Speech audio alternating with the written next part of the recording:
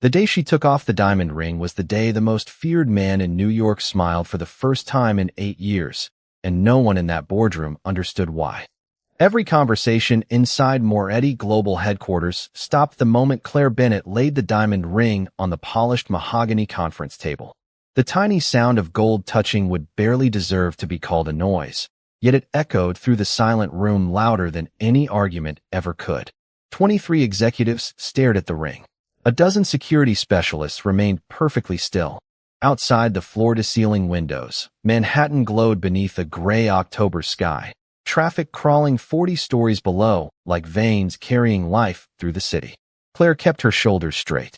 Her breathing was calm, even though her fingertips still remembered how cold the ring had felt against her skin only seconds earlier. She had rehearsed this moment 100 times, but nothing prepared her for the strange relief that settled inside her chest after letting it go. Across the table, Damen Moretti lifted his eyes from the financial reports waiting in front of him. He did not reach for the ring. He did not ask a single question. His gray eyes rested on Claire's face as though he were reading words no one else could see. The directors exchanged uncertain glances. For 4 years, Claire had stood beside Damen through billion-dollar negotiations, emergency midnight meetings, federal audits, charity galas, and private flights across the country. She knew exactly how his silence worked. Most people mistook it for distance. She knew it was calculation. Then something happened that no one inside Moretti Global had ever witnessed. The corner of Damien's mouth lifted. It was small, almost invisible, yet it transformed the room more completely than if he had laughed out loud. The chief legal officer blinked twice, convinced exhaustion was playing tricks on him. A vice president quietly lowered his tablet. Even Damien's longtime head of security looked genuinely unsettled. They had watched this man negotiate impossible mergers without changing his expression. They had seen him refuse impossible pressure from powerful investors with the same calm face. They had watched him bury personal losses behind flawless composure. Yet now, because a woman quietly surrendered a diamond ring, he smiled. Claire frowned before she could stop herself. The reaction made no sense. She had expected disappointment, anger, questions, perhaps even indifference. A smile had never entered any version of the future she imagined. "Mr. Moretti," she said carefully, her voice steady despite the confusion growing inside her. "I've completed everything we discussed." Her employee badge rested beside the ring. A neatly folded resignation letter remained untouched beneath her hand. Damen glanced at neither. Instead, he asked the one question no one expected. "Does it feel lighter?" Claire hesitated. No executive understood what he meant. Neither did she. Her eyes drifted toward the ring sparkling beneath the conference lights. 12 flawless diamonds circled a band that had once represented security, obligation, and promises she could no longer carry without losing herself. She swallowed slowly before answering. "Yes." Damien's smile deepened by the smallest fraction. "Good." The single word landed softly, but Claire felt it more than she heard it. Around them, confusion spread through the room like a silent ripple. Nobody understood why the city's most disciplined businessman looked almost relieved. Nobody knew why he had spent years pretending not to notice the woman standing outside his office every morning before sunrise. And absolutely nobody knew that 8 years earlier, Damen Moretti had made himself a promise after the worst day of his life, that he would never smile again until he witnessed someone choose dignity over fear. Claire had no idea she had just fulfilled a promise she had never been meant to know existed. Claire walked out of the conference room without looking back, her footsteps measured against the marble floor, each one carrying a little more freedom than the last. Behind the glass walls, conversations remained frozen until the elevator doors closed around her. The silence shattered all at once.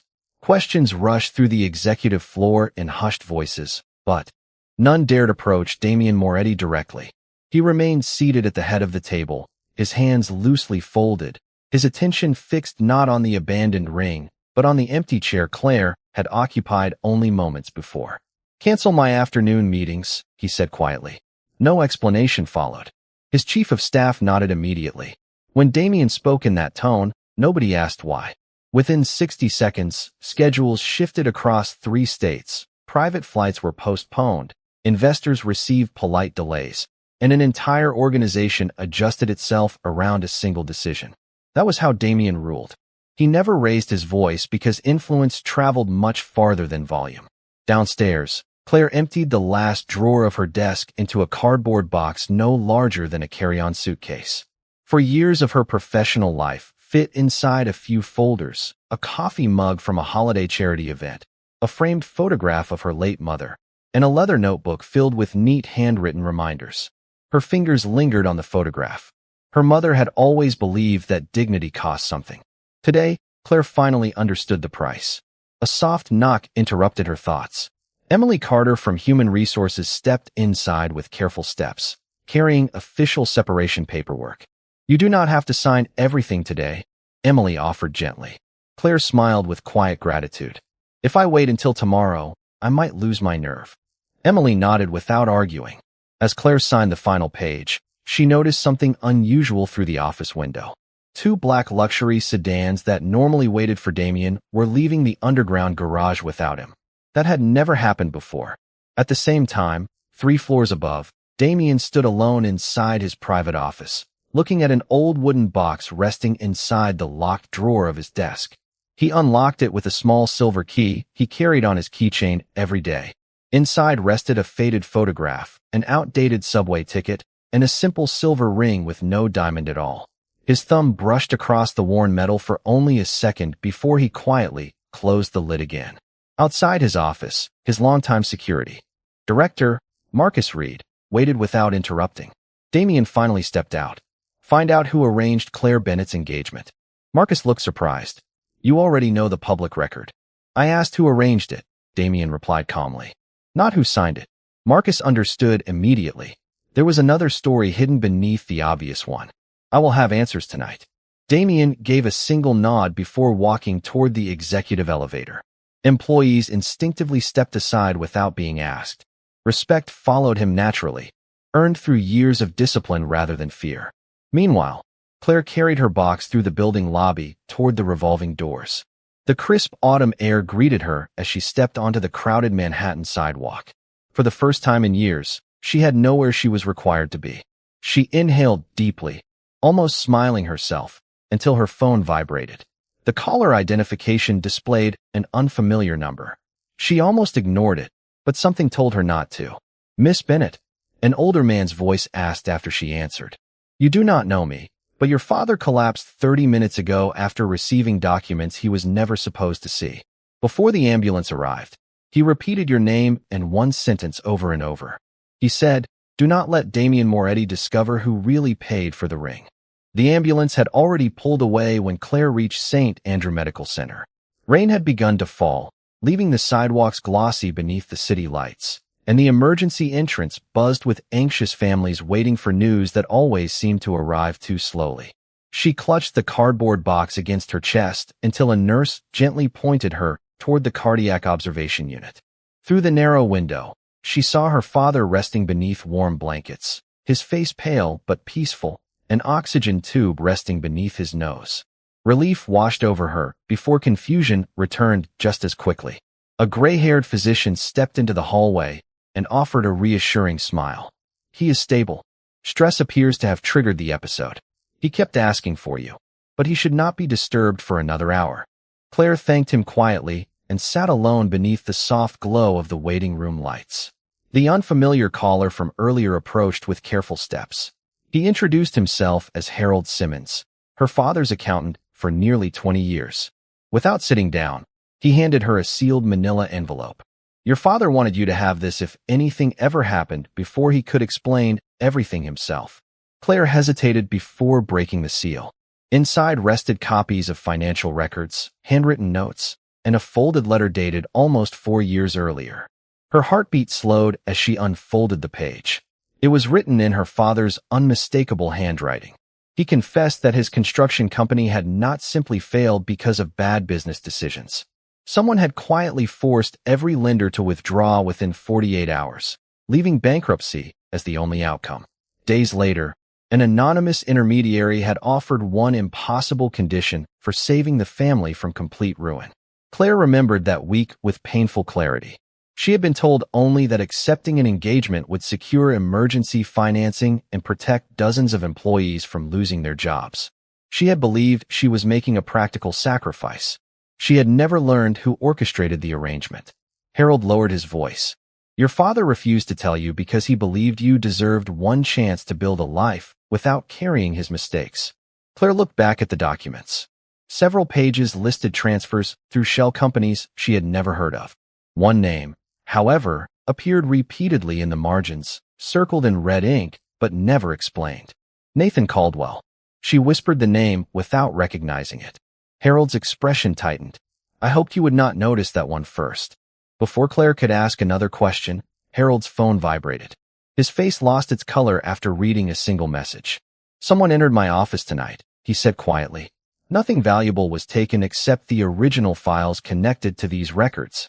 Claire instinctively tightened her grip on the envelope. Whoever had searched the office believed the evidence was still missing, which meant someone else was searching for it too. Across the city, Marcus Reed stepped into Damian Moretti's private office carrying a slim black folder. He placed it on the desk without speaking. Damian opened it slowly, scanning photographs, corporate registrations, and banking connections with the same calm expression he wore during billion-dollar negotiations. After several silent minutes, he stopped on one page. Nathan Caldwell's portrait stared back at him beside a list of companies that had quietly disappeared over the past decade. Marcus finally spoke. There is one detail that does not fit. Damian raised his eyes. Marcus slid one final document across the desk. 4 years ago, the money used to purchase Claire Bennett's engagement ring never came from the family she agreed to marry into. Damian studied the signature at the bottom of the transfer authorization, and for the first time that evening, his composure shifted ever so slightly because the name on the document belonged to someone he had trusted for nearly 20 years. Damian closed the folder without another word, but the silence inside his office carried more weight than any order he could have given. He walked to the floor-to-ceiling windows overlooking Manhattan, where thousands of lights stretched into the distance like constellations trapped beneath glass. 8 years ago, he had learned that the most dangerous lies were never spoken out loud. They were hidden inside favors, signatures, and smiling faces. Behind him, Marcus remained still, waiting. How long has he been with me? Damian finally asked. 19 years, Marcus answered. Damian nodded once. 19 years of loyalty. 19 years of access to every confidential negotiation, every investment, every private meeting. If the document was genuine, someone had hidden an entire network beneath his own organization without leaving a visible trace. He picked up his phone and dialed only one number. Move tomorrow's board meeting to 7 o'clock in the morning, he said calmly. Everyone attends. No exceptions. The call ended. No explanation followed. Marcus understood exactly what that meant. Damian was not reacting. He was building a chessboard. Meanwhile, Claire remained outside her father's hospital room, studying the faded papers spread across the small waiting room table. The deeper she looked, the less the timeline made sense. Every document pointed toward carefully arranged financial pressure, yet none explained why her family had been chosen in the first place. Her father had owned a respectable construction company, nothing more. There were wealthier families, larger businesses, more influential people. Why him? Harold quietly placed another envelope beside her. I almost forgot this. Inside rested a single photograph. Claire stared at it in disbelief. It had been taken nearly 4 years earlier at a charity gala hosted by Moretti Global. She recognized herself near the back of the ballroom, carrying event schedules and greeting guests. Several feet away stood Damian speaking with donors. Neither of them appeared unusual. What caught her attention was the third person standing between them, Nathan Caldwell. He was smiling directly toward the camera while quietly watching Claire instead of the photographer. A cold feeling settled across her shoulders. Harold pointed toward the corner of the photograph. That picture was taken 3 days before your engagement was announced. Claire looked closer. Nathan's hand rested lightly on the shoulder of another man she recognized only after several seconds. It was the executive who had introduced her to the family behind the engagement arrangement. She had believed the meeting happened by chance. Suddenly, it looked carefully staged. Before she could process the discovery, her phone vibrated again. An unknown email arrived with no subject line and no signature. There was only one scanned page attached. It was a page from her own employment file at Moretti Global. Across the top, someone had stamped a bold red word, Approved. Below it sat Damian Moretti's signature authorizing her hiring 4 years earlier, nearly 2 months before she had even submitted an application. Claire read the date 3 times. It was impossible. She had believed she earned the position after a competitive interview process.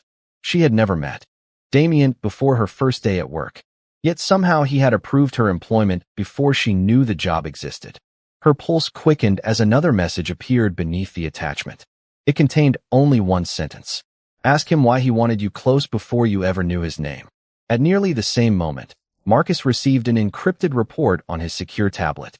He stepped quickly into Damian's office without knocking. We found another connection, he said. Damian turned. Marcus's voice remained controlled, but his eyes revealed uncommon concern. Claire Bennett was never placed inside your company to watch you. He paused before adding the one fact that changed everything. According to the oldest records we recovered, someone placed her there because they believed she would eventually save your life. Edit. Claire barely noticed the rain as she stepped out of the hospital, the sealed envelope tucked securely inside her bag, while the anonymous message echoed through her thoughts with every step. She crossed the street without deciding where she was going until a familiar Blacktown car slowed beside the curb. The rear window lowered only a few inches. Marcus Reed sat inside.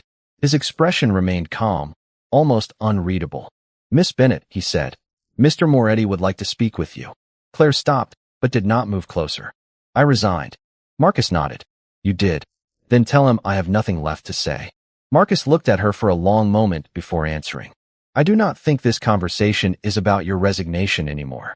The window rose, and the car pulled away without pressure, leaving the invitation entirely in her hands. Claire watched the taillights disappear into evening traffic. For years working beside Damian had taught her one thing. He never chased people. If he reached out twice, something important had changed. Across the city, Damian sat alone in the executive conference room long after every employee had gone home. The abandoned diamond ring still rested exactly where Claire had left it.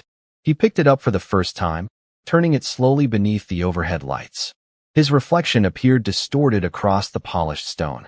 Marcus entered quietly with another report. We reconstructed the financial trail. Damian looked up. How much? More than 40 shell companies were used to hide the transfers. Marcus slid several pages across the table. Every path eventually leads back to Nathan Caldwell. Damian scanned the documents before asking the question that mattered most. Was Claire ever aware? Marcus answered without hesitation. No. Every witness says she believed she was protecting her father and his employees. Every decision she made cost her something personally. Damian rested the ring in his palm. The silence between the two men carried an unfamiliar weight. She never asked for anything, Damian said almost to himself. Marcus remained still. No promotions. No special treatment. No expensive gifts. She turned down every executive apartment, every company car, every bonus beyond policy. Damian remembered each offer she had politely refused. At the time, he assumed it was pride. Now he understood it had been something deeper. She refused to owe anyone more than she already did. Meanwhile, Claire unlocked the front door of her small apartment in Queens. The rooms felt strangely unfamiliar after such a long day. She placed the cardboard box from her office beside the couch and finally opened the leather notebook she had carried home. A folded receipt slipped from between the pages. It was dated nearly 3 years earlier from a neighborhood jewelry repair shop. Attached to it was a handwritten note from the owner. Thank you for insisting that the anonymous gentleman never know you paid to repair his father's old silver ring. Claire stared at the words in confusion before memory returned. One winter morning, Damian had searched every office for a simple silver ring that had belonged to his late father. The cleaning staff believed it had been damaged beyond repair after falling into a maintenance drain. Claire had secretly found it, paid to restore it with nearly an entire week's paycheck, and left it anonymously on Damian's desk before sunrise. She had never expected anyone to discover the truth. She slowly covered her mouth with trembling fingers. Inside his private office, at Moretti Global, Damian unlocked the same wooden box once more. He lifted the old silver ring from its velvet lining and noticed something he had never seen before. Tiny initials had been engraved inside during the repair. CB. His eyes widened almost imperceptibly. At that exact moment, Marcus's secure phone rang. He answered, listened silently, then looked toward Damien with unmistakable urgency. Nathan Caldwell just boarded a private jet. Damien stood immediately. Destination? Marcus lowered the phone. Queens. Edit. Damien did not waste a second. By the time Marcus finished speaking, the elevator doors were already closing behind them, carrying both men toward the underground garage beneath Moretti Global. 3 black sport utility vehicles waited with engines running, but Damien walked past the first 2 and entered the third without explanation. Marcus understood immediately. The lead vehicle attracted attention. The third disappeared into traffic. That was how Damien preferred to move when the outcome mattered. As the convoy merged into the evening streets of Manhattan, Damien looked out the window instead of at the reports resting beside him. He replayed every conversation he had ever shared with Claire. Every quiet morning, she placed fresh coffee on his desk before meetings began. Every evening, she remained long after everyone else left, making certain every detail had been handled before going home herself. She had never once reminded him of the sacrifices she made. She had never asked him to notice. That realization settled more heavily than any business crisis he had faced in years. Across the East River, Claire locked the apartment door behind her and walked toward the small neighborhood jewelry store listed on the faded receipt. The elderly owner looked up from his workbench and smiled with immediate recognition. "Miss Bennett," he said warmly. "I wondered if you would ever come back." Claire placed the receipt on the counter. "I need you to tell me everything about the silver ring." The jeweler removed his glasses and studied her face before quietly unlocking a drawer beneath the register. From inside, he produced a worn notebook filled with handwritten repair orders. He stopped on one page and gently turned it toward her. "You insisted your name never appear on the invoice, but I kept my personal notes." Claire read the familiar date. Beside it, one sentence caught her attention. "Customer requested interior engraving after restoring family heirloom." She frowned.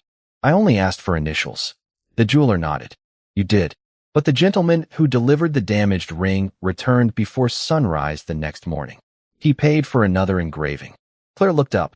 "Another one?" The jeweler smiled faintly. "He never gave his name, but I remember his eyes. Very serious. He asked me to place a single word beside your initials."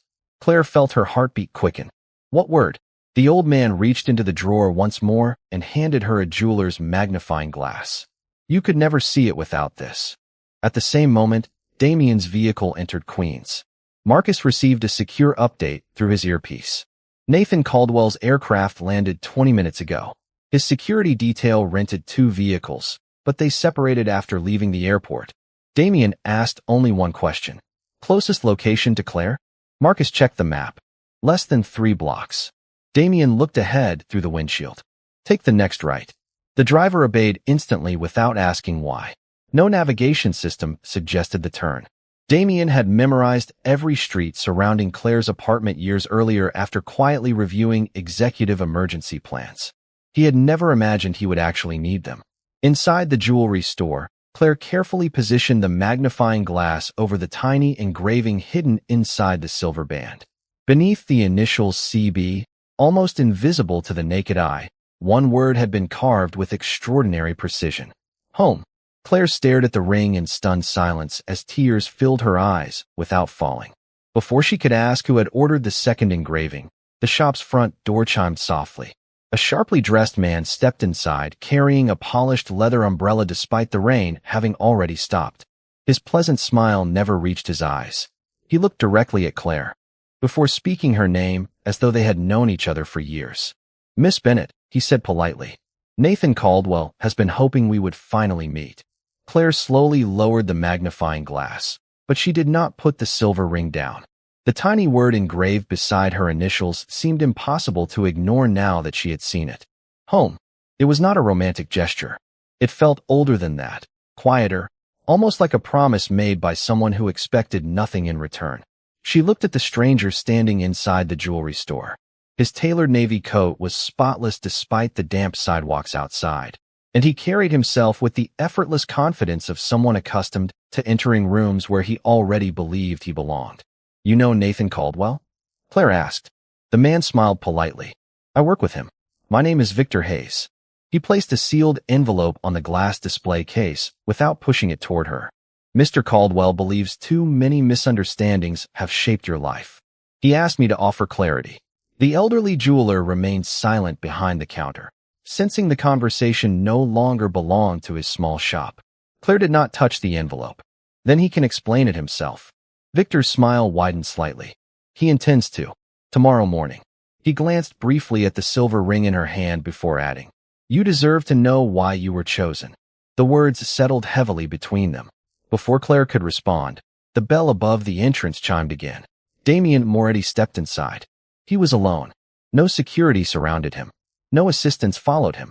Rain still clung to the shoulders of his charcoal overcoat. Yet his calm presence seemed to fill the room more completely than the storm outside ever could. Victor turned toward him with visible surprise before recovering his composure. "Mr. Moretti." Damen acknowledged him with a slight nod, but never took his eyes off Claire. "Are you all right?" he asked. It was a simple question, almost ordinary, but Claire realized she had never heard him ask anyone those words before. She answered honestly, "I do not know anymore." Damen accepted the answer without trying to solve it. His gaze shifted briefly to the envelope on the counter. "Do not open it." Victor let out a quiet laugh. "You always arrive exactly when the truth becomes inconvenient." Damen finally looked at him. Truth does not require convenient timing. The temperature in the room seemed to change even though neither man raised his voice. Claire watched them carefully.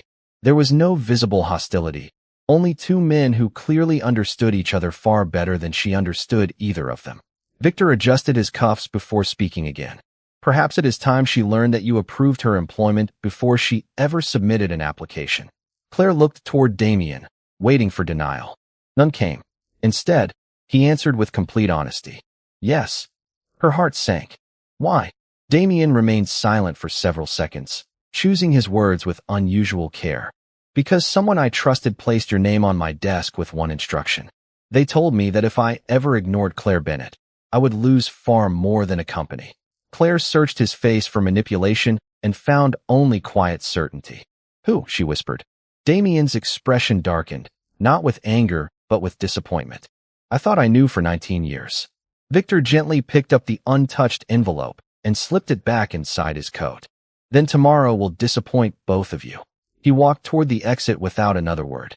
Neither Damen nor Marcus, who had just appeared outside the storefront, attempted to stop him. Damen watched Victor disappear into the evening crowd before turning back toward Claire. "There is something I should have told you a long time ago," he said softly. Claire tightened her grip around the restored silver ring. "Then tell me now." Damen drew a slow breath, his usually unshakable composure showing the first unmistakable crack she had ever witnessed. "The day you joined Moretti Global, you unknowingly walked into a promise your mother made to my father 25 years ago." Claire stood motionless beneath the warm lights of the jewelry store, unable to look away from Damien's face. The words about her mother lingered between them like a door that had finally opened after years of remaining locked. She searched every memory she had of her childhood, every family photograph, every conversation at the dinner table, but she could not remember her mother ever mentioning the Moretti family. "You knew my mother?" she asked quietly. Damen gave a slight shake of his head. "Not the way you were thinking. I was a teenager. My father handled everything. I only remember fragments." He reached into the inside pocket of his overcoat and carefully unfolded an aging piece of paper that had clearly been preserved for years. The edges had faded, but the handwriting remained sharp. He handed it to Claire without another word. She recognized her mother's signature immediately. Her fingers trembled as she read the short note. It thanked Damien's father for helping several construction workers keep their jobs during an economic downturn and ended with one unexpected sentence. "If our children ever need each other one day, please let kindness be the first debt they repay." Claire lowered the letter slowly, tears gathering in her eyes before she could stop them. "She never told me." Damen answered with quiet honesty. "Neither did my father." Before either of them could say another word, Marcus's phone vibrated. He glanced at the encrypted alert, then stepped closer to Damen. "The board meeting agenda has been leaked," he said in a controlled voice. "Several directors have already received anonymous evidence accusing you of manipulating executive appointments for personal reasons." Claire immediately understood what that meant.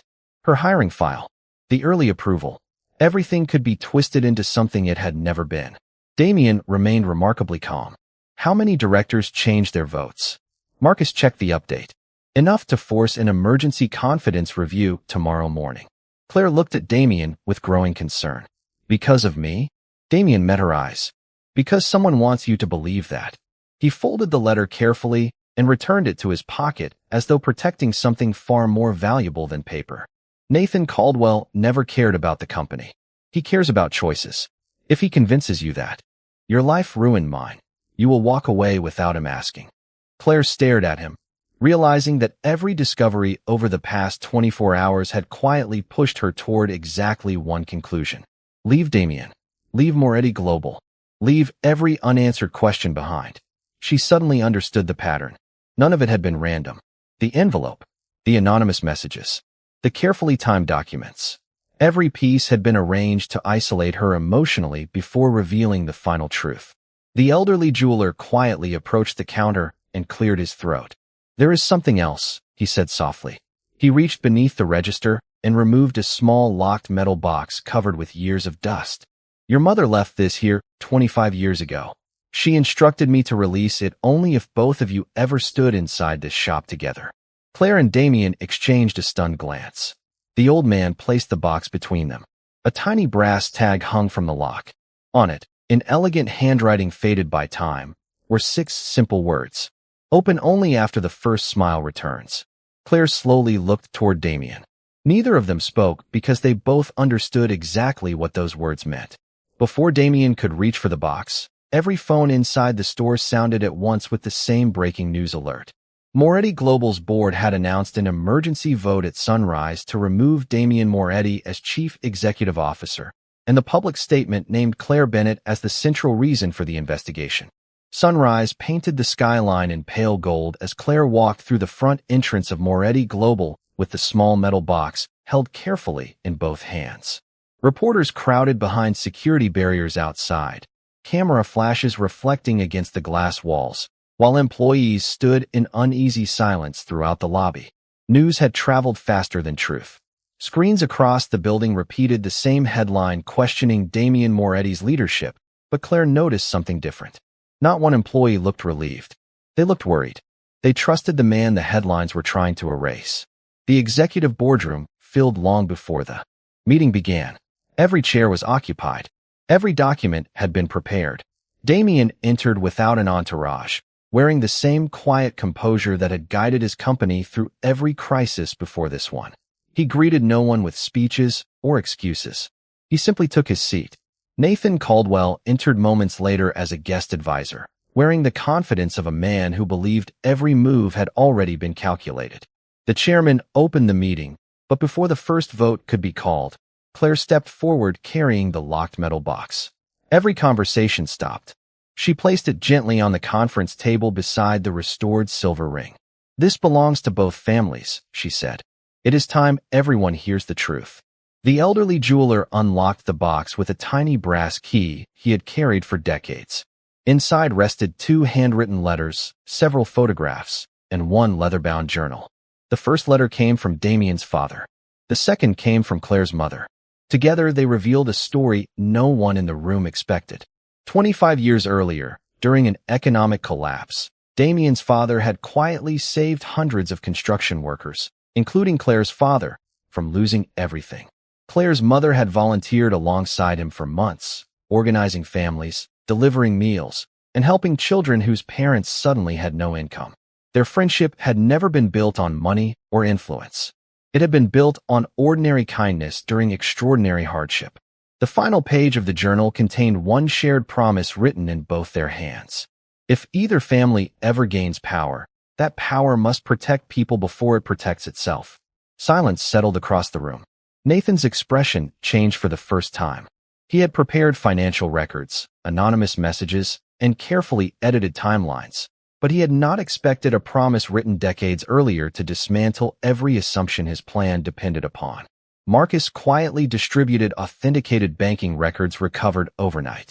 Independent auditors confirmed that Nathan had created the hidden financial network, manipulated Claire's engagement, and arranged false narratives designed to separate her from Damien while quietly positioning himself to influence the company's future. No dramatic confrontation followed. There was no shouting. The board members simply reviewed the evidence, one page after another. When the final vote was called, it was unanimous. Damen remained Chief Executive Officer. Nathan lost every advisory position he held and was referred for appropriate legal and regulatory review based on the documented financial misconduct. As the room slowly emptied, Claire approached Damen one final time. She opened a small velvet box she had purchased on her way to the meeting. Inside rested the original diamond ring she had returned, now placed beside a simple new platinum band. Damen looked at her with quiet surprise. Claire smiled gently. One ring reminds me of who I thought I had to be. The other reminds me that I finally get to choose. Damen picked up the old diamond ring and carefully placed it inside the wooden memory box beside his father's silver ring. Then he lifted the new band, but instead of rushing the moment, he held Claire's hands and said, "The past deserves respect, not ownership. I will never ask you to carry it again." Claire nodded as tears of relief finally escaped. She accepted the new ring with a smile that reached her eyes. Around them, the morning sunlight poured through the boardroom windows, warming the polished table where fear had once ruled the conversation. Damen looked at Claire, then at the people who had become his chosen family, and the guarded smile that had returned the day she reclaimed her own dignity grew into an open, genuine laugh that filled the room with something far stronger than power. It filled it with peace.